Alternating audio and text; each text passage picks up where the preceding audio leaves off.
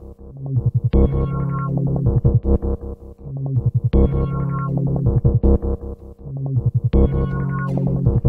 sommes à l'aube d'une révolution sans précédent. Ah, je savais que j'aurais dû en acheter il y a 5 ans. C'est pas utilisé par les criminels, ça? L'impact environnemental est loin d'être négligeable. On prépare une ICO qui va tout révolutionner. Ça va jamais marcher en fait. 21 millions. Bienvenue dans 21 millions, l'émission crypto-pédago qui vous raconte l'histoire passionnante et mouvementée du Bitcoin et de la décentralisation numérique. Chaque mois, nous vous expliquons simplement en quoi cette révolution est économique, politique et surtout philosophique. Je suis Grégory Raymond, crypto-journaliste pour le magazine Capital. Aujourd'hui, je reçois Pierre Noisa, le fondateur de Paymium, l'un des tout premiers sites du monde sur lequel on pouvait en acheter. Mais pourquoi donner de l'importance à cette infrastructure ? Eh bien tout simplement parce qu'elle est centrale. Sans bourse d'échange, pas de moyen d'acquérir des crypto-monnaies à moins de connaître quelqu'un qui en a déjà. Ça peut sembler évident en 2018 avec des sites comme Coinbase, mais à la création de Paymium en 2011, c'était loin d'être aisé. Les moyens étaient rudimentaires et très peu sécurisés. Sans compter que les premières bourses ressemblaient plutôt à de super lessiveuses à argent sale. Pierre Noisa reviendra donc sur toute l'histoire du secteur, de la faillite de Mt. Gox à l'émergence du géant Coinbase, en passant par son nouveau projet, Blockchain.io, dont l'ambition est de créer un champion européen. Un géant local qui ne subirait pas la loi des puissances étrangères comme ça s'est passé avec Internet. Bonjour Pierre Noisa. Bonjour Grégory. Aujourd'hui, c'est relativement facile d'acheter des bitcoins. On prend sa carte bancaire et hop, c'est fait. Mais il y a quelques années, c'était pas vraiment ça. C'était d'ailleurs la principale barrière à son développement. Est-ce que vous pouvez nous expliquer comment ça se passait pour acheter des bitcoins il y a 7-8 ans ? Effectivement, d'ailleurs, c'est une des raisons pour lesquelles j'ai cofondé Paymium pour proposer une solution qui est une place de marché où on peut acheter des bitcoins avec des euros par virement bancaire. Auparavant, effectivement, il y avait des plateformes assez peu fiables. En fait, à l'époque où on a lancé, c'était les toutes premières plateformes, donc on n'avait pas de recul, on savait pas trop à qui on s'adressait.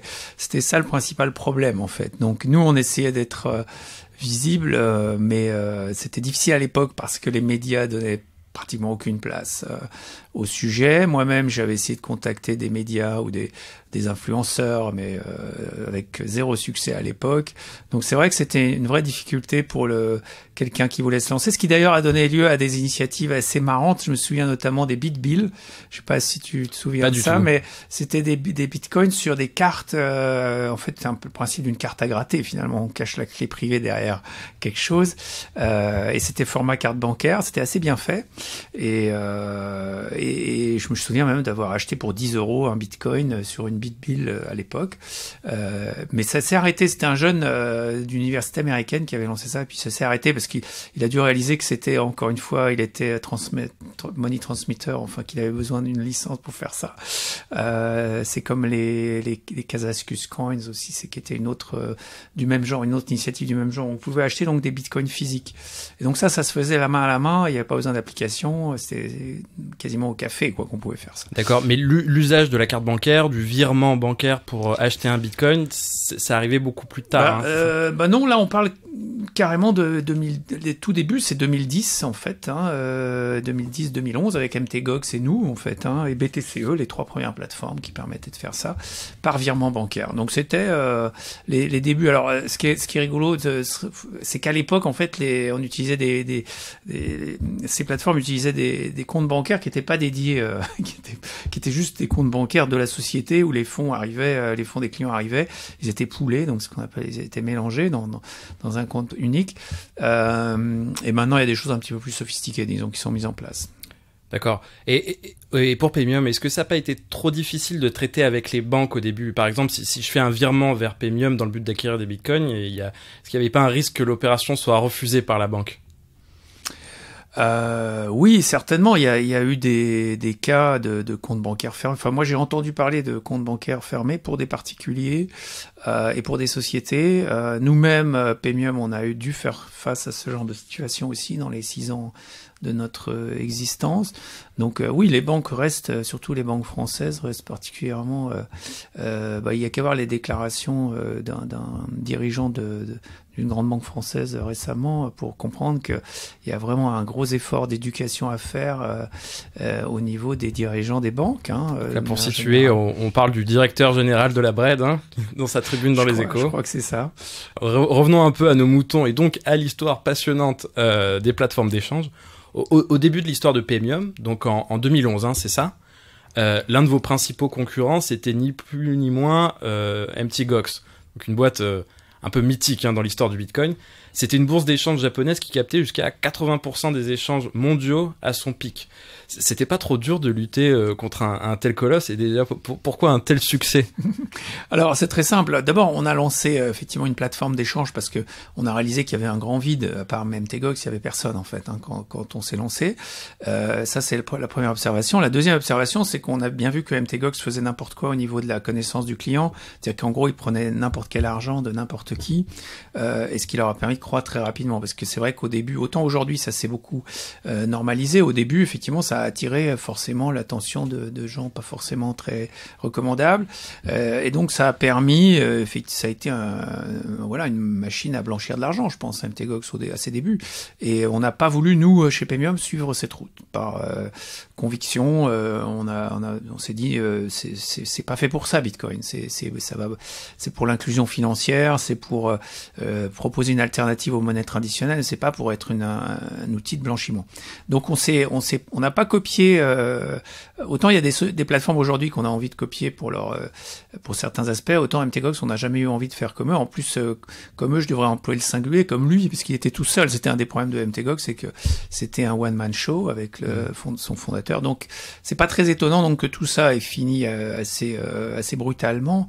Et nous on continue notre route sur cette voie, je dirais, où on reste conforme aux exigences, au moins de lutte contre le blanchiment. Ça, c'est quelque chose auquel je suis attaché personnellement en tant qu'entrepreneur. D'accord. Juste pour revenir encore sur Mt. Gox, il me semble que les gens qui voulaient acheter des bitcoins sur Mt. Gox, ils devaient envoyer un virement bancaire sur un compte offshore un peu bizarre, attendre plusieurs jours, enfin peut-être, je crois qu'on parle même de 15 jours, avant de pouvoir acheter vraiment le Bitcoin. Enfin, c'était très nébuleux, quoi. Ça inspirait pas vraiment confiance. Alors, s'il fallait attendre 15 jours, c'est quand même pas à cause du virement lui-même, c'est à cause du temps de traitement, puisqu'il était débordé, donc il savait plus gérer les virements, vu que c'est des périodes où vous pouvez avoir 50 000 clients nouveaux par jour qui arrivent, donc ça, évidemment, quand vous êtes tout seul, ça explose. Par ailleurs, le compte en bancaire en question, effectivement, était soit au Japon, soit à Hong Kong, soit, je me souviens qu'il a été en Pologne à un moment. Donc il était toujours en recherche d'une banque effectivement pour gérer ses flux bancaires, et de manière, comme je disais, un petit peu opaque et pas toujours très conforme, on va dire. D'accord. Et justement, après son piratage en 2014, ou ce qu'on a fait passer pour un piratage, Mt. Gox a fait faillite, et donc son ancien patron, on l'a pas nommé jusqu'à présent, mais c'est un Français, Marc Karpeles, et il vit toujours à Tokyo. Il est dans l'attente de son jugement et comparé notamment pour détournement de fonds. Donc ça a pas l'air d'être très propre tout ça. Bon, selon vous, qu'est-ce qui a bien pu se passer dans cette histoire, et est-ce que vous l'avez déjà rencontré en fait? Alors, je me souviens qu'on avait fait un call, une conférence téléphonique avec lui et notre directeur technique de l'époque, pour justement faire un peu de pédagogie sur les exchanges et lui donner la parole, parce qu'il était quand même, comme on le disait, à la tête du plus gros exchange au monde à l'époque. Mais bon, rétrospectivement, c'était pas un podcast très réussi, et donc je sais même pas d'ailleurs s'il est encore disponible. Mais donc non, je ne l'ai pas rencontré directement. J'ai échangé par email sur un sujet tout simple qui était la marque Bitcoin, en lui disant que j'étais un peu soucieux que la marque Bitcoin n'était pas forcément déposée, que donc des trolls pouvaient, des patent trolls ou des trademark trolls pouvaient se l'approprier et faire nous gêner, disons, dans nos opérations. Et il l'avait pris, c'était tout de suite dans l'échange, on voyait qu'il était très condescendant, très peu enclin à communiquer. Voilà, donc ça s'est arrêté très vite. J'ai dû échanger un ou deux emails et ça s'est arrêté très vite. Et j'ai plus envie de communiquer avec lui d'ailleurs, d'aucune manière que ce soit. On l'a vu apparaître dans certains documentaires, on le voyait très très sûr de sa force, un peu condescendant. C'était un peu Scarface dans certaines images qu'on a vues. J'ai ressenti, c'était un jeune qui voulait donner des leçons un peu à tout le monde, je pense. Et voilà, donc c'est pas une personne forcément très intéressante à côtoyer. D'accord. Et donc, juste pour situer à ceux qui nous écoutent, lors du piratage de Mt. Gox en 2014, il y a eu 450 000 bitcoins qui ont disparu dans cette affaire. Et ça a entraîné une perte de confiance dans le marché et le cours a mis près de 3 ans à retrouver le même niveau. C'est bien cette affaire qui a montré qu'il y avait un problème de sécurité dans l'usage du bitcoin, dans la façon dont on le conserve. Vous faites comment, vous, pour les protéger chez Paymium ? Alors, on utilise des techniques qui, je crois, aujourd'hui sont à peu près adoptées par toutes les plateformes, c'est-à-dire ce qu'on appelle le cold storage. Donc, en gros, on gère pas les clés sur des serveurs qui sont en ligne et que les gens peuvent attaquer, donc, mais on les gère sur des supports plutôt papier, parce que le support papier a le mérite justement d'échapper plus facilement à toutes sortes d'interférences, et on met ces supports, ça peut être aussi du support électronique. En fait, le principe du cold storage, c'est de diviser les clés privées en plusieurs parts et de les répartir dans des endroits géographiquement distants, de manière à ce que vous puissiez pas facilement constituer la clé privée, en tout cas que ce soit pas instantané, que ça mette du temps et que ce soit compliqué, pour justement protéger ces fonds. Donc ça, c'est le principe de base du cold storage, faire partager la clé en plusieurs parts. Donc typiquement, vous allez nécessiter, par exemple, 3 parts. Vous faites 5 parts avec la clé et vous allez devoir récupérer au moins 3 parts pour reconstituer la clé. Ça, c'est typiquement ce qu'on fait en cold storage. Et vous utilisez des coffres ou des endroits sécurisés pour protéger ces parts. Donc, qui sont, comme je disais, sur des supports papier ou des supports de type électronique. Personnellement, je recommande plutôt le support papier. Et ces coffres qui renferment toutes ces fortunes, et ils sont où? Ils sont à Paris? Chaque coffre individuellement ne renferme rien. Oui, il faut les avoir tous ensemble. Voilà, c'est qu'il faut réunir des secrets qui sont répartis dans des coffres. Donc ça, c'est pour ça que c'est si efficace comme moyen de protection. Et effectivement, ils sont éventuellement répartis dans plusieurs villes. C'est ça le principe. Il faut pas qu'ils soient tous au même endroit, bien entendu. Et il faut qu'ils soient accédés par des personnes différentes qui, idéalement, ne se connaissent pas. J'imagine que vous avez lu le fantastique reportage de Wired paru à la fin de l'été sur Coinbase, qui expliquait comment justement ils protégeaient leur Bitcoin. Donc juste pour expliquer brièvement, ils ont cette technique-là, mais ils le font dans une tente qui fonctionne comme une cage de Faraday, donc c'est-à-dire qui est imperméable aux ondes électromagnétiques, et ils impriment dedans. Et vous faites un peu pareil, quoi. Alors, Coinbase, je crois qu'ils ont 20 milliards effectivement à conserver, donc je pense qu'ils peuvent prendre des précautions relativement coûteuses. Et là, ce que vous décrivez, ça indique qu'ils utilisent des supports électroniques plutôt d'ailleurs. Donc c'est une façon de faire. Je suis pas sûr que je m'inspirerais de Coinbase. Je pense qu'une grosse société comme Coinbase, de toute façon, c'est presque plus compliqué à gérer, parce que il peut y avoir plus de personnes qui sont au courant effectivement du dispositif, et ça peut introduire des vulnérabilités, ce qu'on appelle des social engineering attacks. Donc ça, c'est... Mais bon, c'est un sujet, la conservation par les individus même de leurs propres clés privées, pas seulement les exchanges. C'est un vrai sujet d'éducation. Il faut être éduqué au numérique et aux techniques de conservation, de partage de clés dont je parlais tout à l'heure, pour éventuellement le faire soi-même aussi. C'est ça quand même l'idée que j'ai, moi, c'est que les gens gardent leurs propres clés, qu'ils ne laissent pas leurs coins sur la plateforme, parce que la plateforme n'est pas faite pour ça. La plateforme est faite pour échanger, pour échanger dans un sens ou dans l'autre, et ensuite retirer ses fonds. Mais c'est vrai qu'il y en a beaucoup de nos clients qui laissent leurs fonds chez nous quand même. Et ce que vous décrivez, en tout cas votre projet, votre objectif, ça va vraiment à l'encontre de Coinbase, qui veut vraiment faire du custody, de la garde. Alors oui, il y a effectivement des gens qui pensent qu'il y a un business model, un modèle économique pour faire du gardiennage des clés. Moi, je suis pas convaincu, parce que Je pense que les cryptocurrencies, par définition, elles doivent être, vous en avez la maîtrise. Si c'est les vôtres, vous en avez la maîtrise. Donc, faut exercer ce contrôle soi-même. Faut pas le confier à un tiers. Sinon, ça perd un peu de son sens. Et ça fait, en plus, ça crée un point central d'attaque. En l'occurrence, c'était Coinbase qui a 20 milliards en gardiennage, apparemment. Ça crée évidemment de grosses incitations à les attaquer. Donc, je pense que c'est pas bon et c'est pas ce que je préconise et ce que j'aimerais, en tout cas, le message que je passerais dans le cadre de l'éducation au numérique qu'on essaye de faire tous, c'est vraiment dire aux gens, conservez vos clés privées vous-même, utilisez les plateformes éventuellement pour échanger, mais après vous sortez les fonds et vous les contrôlez vous-même. D'accord. Et si on peut rester juste quelques minutes sur Coinbase, c'est le géant du secteur, on peut dire ça. La valorisation de la boîte aujourd'hui culmine à 8 milliards de dollars, c'est vraiment conséquent. Et on commence même à la présenter comme le Google de la crypto. En tout cas, la société adore se présenter comme ça aussi. Vous en pensez quoi? Qu'il y ait un acteur aussi dominant, aussi central dans l'industrie de la décentralisation en fait? Exactement, c'est ce que vous dites, c'est exactement le problème. C'est-à-dire que il devrait pas exister d'acteurs aussi dominants. Ma vision à moi, c'est plutôt qu'il y ait une multiplicité des plateformes qu'on puisse utiliser plutôt près de chez soi. D'ailleurs, il y a des gens qu'on connaît quelque part auquel on peut s'adresser relativement facilement, et certainement pas une plateforme mondiale qui domine le marché. Alors après, c'est le résultat de quoi Coinbase? C'est le résultat de la méthode américaine sur les marketplaces, pas seulement marketplace crypto. Ils ont fait ça sur le Uber avec le taxi, ils ont fait ça avec Google pour le search, etc. Enfin, vous connaissez le principe des marketplaces. La plupart des GAFAM, les GAFAM sont toutes américaines.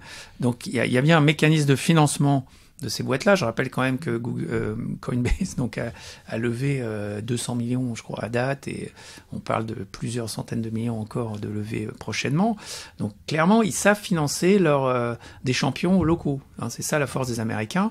Ils savent mobiliser leurs banques pour aider ces champions. Parce que si Coinbase a pu grandir aujourd'hui, avoir 20 millions de clients là-bas, c'est parce que les banques américaines leur ont fait des facilités justement sur les flux, contrairement aux banques françaises dont je vous parlais tout à l'heure. Donc c'est un peu ce problème-là qu'il faudrait un jour traiter, que moi je dénonce, que j'ai soulevé. Et le résultat, on le voit aujourd'hui, évidemment. D'accord. Et pourquoi il faut tant d'argent pour lancer, ou en tout cas amorcer le business d'un exchange? C'est du marketing surtout? Alors effectivement, c'est une bonne question, puisque nous, on a levé 1,5 million en 2015 et on a une plateforme qui fonctionnellement fait la même chose que Coinbase. On n'a pas les mêmes flux, comme je l'expliquais tout à l'heure, à cause des problèmes bancaires principalement. Mais oui, je pense que l'essentiel des 200 millions, c'est du support et du marketing pour donc de la relation client, je dirais, du référencement, enfin voilà, toutes ces techniques de vente et de marketing et de support client. Je pense qu'en support client, on est aussi bon, mais effectivement, comme on en a moins, on n'a pas besoin des mêmes ressources. Mais je suis un peu étonné quand même qu'ils soient encore en levée. C'est-à-dire qu'ils ont déjà levé 200. Je pense que 200 millions pour une plateforme, c'est quand même beaucoup d'argent. Et là, effectivement, j'ai appris, comme vous, qu'ils étaient à nouveau en train de lever de l'argent. Et là, je comprends plus trop, parce que vu que normalement, ils doivent être largement profitables. Je vois pas très bien pourquoi. Alors peut-être pour de la croissance externe, parce qu'il y a effectivement beaucoup d'exchanges dans le monde, donc peut-être qu'ils vont se lancer dans une stratégie d'acquisition et de croissance externe. C'est peut-être ça. J'en sais rien. Il faudra leur demander, en fait. Ça serait plus simple, en effet. Actuellement, il y a combien de clients enregistrés chez Paymium?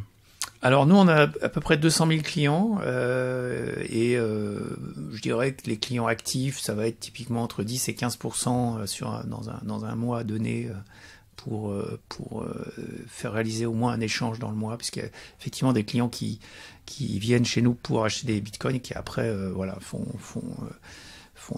thésaurisent un petit peu, et puis il y en a d'autres qui sont très actifs. Donc, mais on a 200 000 clients en base aujourd'hui. D'accord. Est-ce que le business de Paymium est rentable actuellement?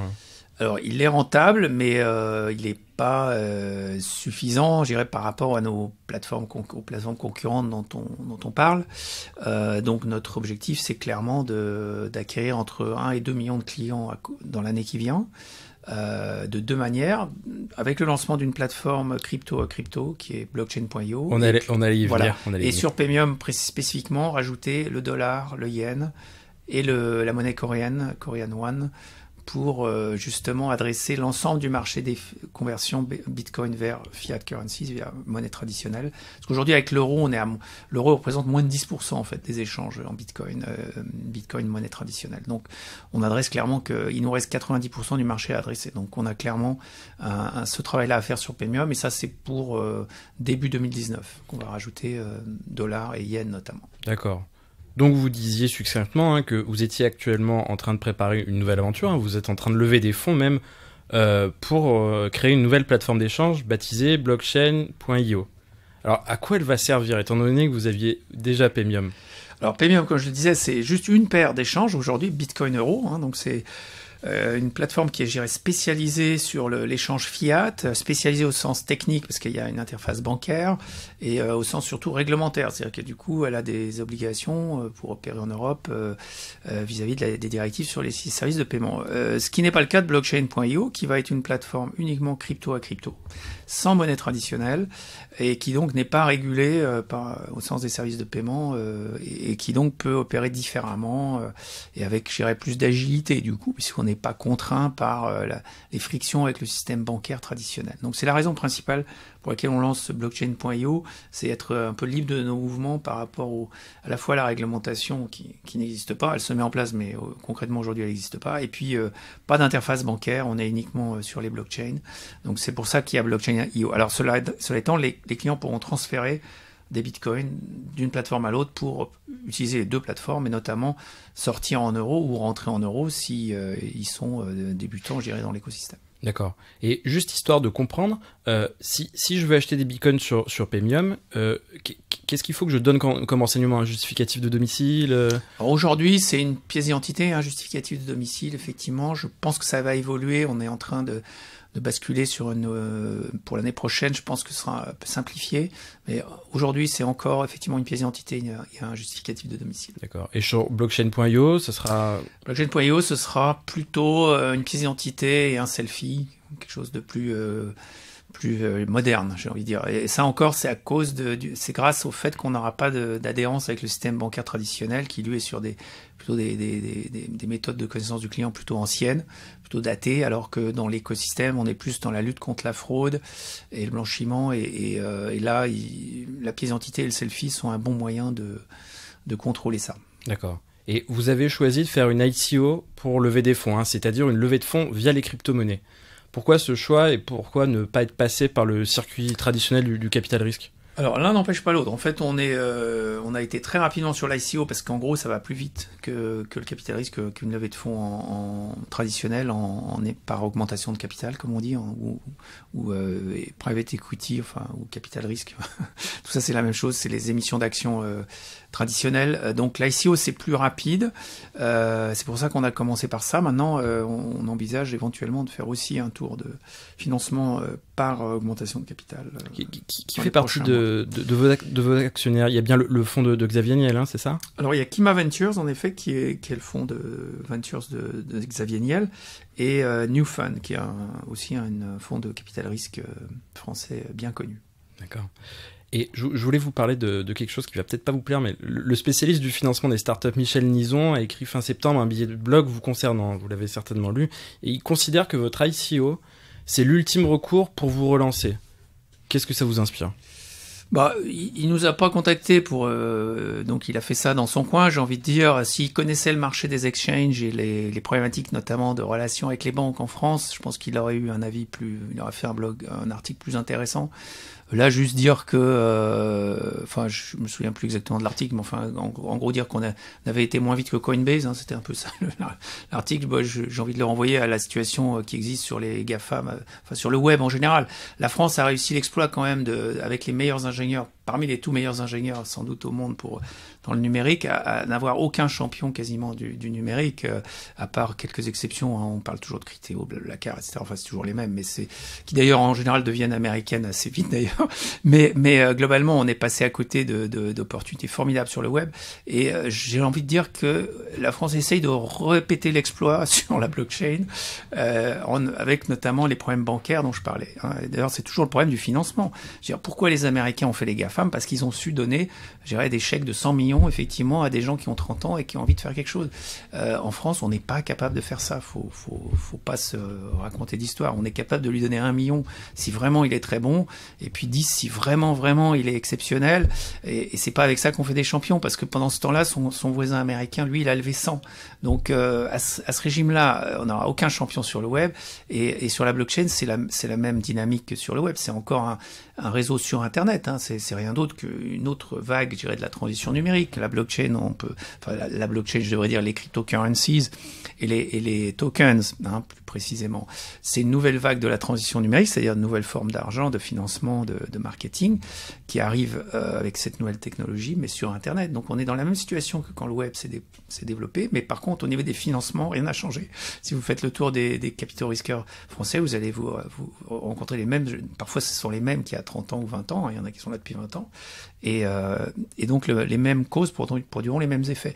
Donc c'est plutôt ça que j'aurais envie de lire dans les blog posts de gens comme ça, que d'envoyer des pics en suggérant que c'est parce qu'on n'est pas bon, parce que quelque part c'est ça que ça veut dire. Moi je pense qu'au contraire les Français sont plutôt très bons en numérique, mais ils ont tendance à s'expatrier au bout d'un moment quand effectivement ils rencontrent trop de difficultés de financement.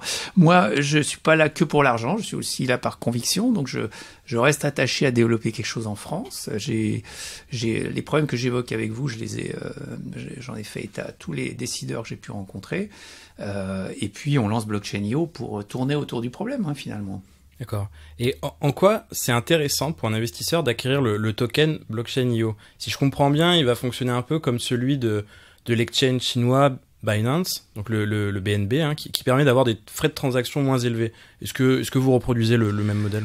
Oui, je vais pas dire le contraire, c'est un modèle qui est très proche de celui-là, c'est ce qu'on appelle un utility token, donc un token d'usage qui vous permet d'accéder au service à prix réduit, tout simplement, et si vous payez avec ce token, le service, vous avez un prix préférentiel, tout simplement, et ça peut aller jusqu'à 75% de réduction, voire la gratuité pour certaines opérations, et aussi vous avez une voie dans le sens qu'on va vous demander votre avis, si vous êtes un détenteur de token, on va vous demander votre avis par exemple sur quel token il faut ou quels coins il faut intégrer sur la plateforme, etc. Enfin sur la feuille de route, il y aurait technologique et commerciale de la plateforme. Voilà, donc c'est vrai que ça ressemble à d'autres utility tokens d'exchange. Il faut savoir que ce sont les tokens qui marchent le mieux aussi, qui performent le mieux en termes de valorisation. Hein. Ouais, le BNB marche très très bien. Voilà, hein. Et d'autres. Donc c'est pour ça qu'on est confiant pour notre opération et le business model de toute façon de l'exchange lui-même est assez bien rodé maintenant aussi. Et il y a de la place pour de nouveaux acteurs comme nous, parce qu'on est qu'au tout début. Ma conviction, c'est qu'on est vraiment qu'au tout début de l'adoption, aussi bien des coins que des tokens. Alors que je dis des coins plutôt pour les particuliers et les tokens pour les entreprises. Si vous demandez aux directeurs financiers de la plupart des entreprises, ils savent même pas ce que c'est. Et je pense que si le directeur marketing commence à leur expliquer dans les entreprises, je pense que ça peut aller très vite. Je pense que d'ici 2-3 ans, on verra un raz-de-marée, quoi. Ça va être énorme. Et donc nous, on se prépare à cette vague, disons, d'adoption de la technologie. Et l'Europe compte très peu de plateformes d'échange de grande taille. Hein. Pourquoi, selon vous, c'est important d'avoir une sorte de souveraineté là-dessus? Pourquoi c'est important d'avoir un Coinbase ou un Binance européen? C'est très important parce que c'est ce qu'on appelle une infrastructure clé, hein, tout simplement. Dans le numérique, on connaît tout ce qui est la search, hein, le search engine Google, c'était très très stratégique. On a bien vu que les Américains se sont emparés du sujet et que maintenant c'est peut-être très difficile d'aller contre. Par contre, l'exchange, c'est de la même façon, c'est si vous voulez, un point de croisement entre toutes les blockchains. En fait, le blockchain IO, pourquoi IO? Parce que c'est input-output, c'est l'entrée-sortie d'une blockchain vers une autre blockchain. Donc c'est une infrastructure clé et effectivement le fait que ce soit en Europe, ça va permettre à des Européens de faire grandir cet écosystème et pas de s'adresser systématiquement à des plateformes étrangères où là vous êtes soumis à toutes sortes de contraintes que vous maîtrisez pas bien sur notamment le capture de vos données d'identité, parce que bon, il y a la lutte contre le blanchiment implique une capture des données d'identité, donc c'est quand même mieux si c'est une plateforme européenne. Elles seront sans doute mieux protégées que si c'est une plateforme étrangère. Merci beaucoup Pierre. Merci Grégory. Merci beaucoup à Pierre Noisa pour sa participation à 21 millions. Merci également à Ezad qui a composé le générique. Vous pouvez retrouver leurs références dans la description et nos précédents épisodes sur SoundCloud, Spotify et Apple Podcast. N'hésitez pas à me contacter sur Twitter, Grégory_Raymond, pour me suggérer le thème ou la personnalité que vous souhaiteriez entendre au prochain épisode. À bientôt!